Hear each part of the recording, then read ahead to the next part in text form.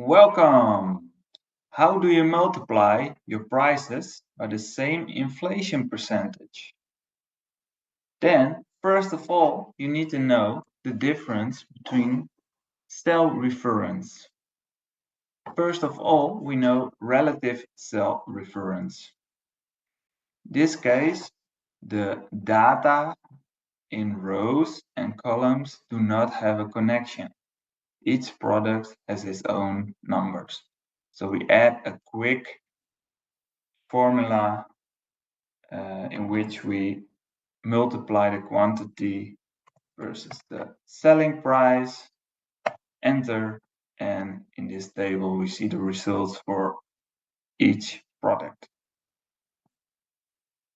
But now there is 5% inflation and you want to increase the old price with this percentage. How do we do it? We add a formula, old price multiply with the inflation percentage, increase it with the old price. Enter.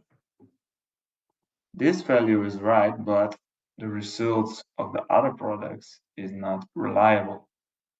So what we do,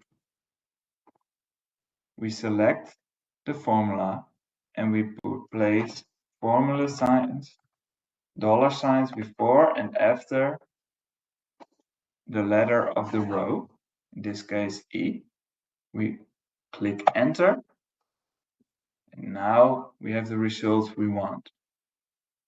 If you want to put another inflation number, you can replace it over here and the formula directly changes the results. Thank you for watching. Please like and follow. And tell me, what do you want to learn more about Excel?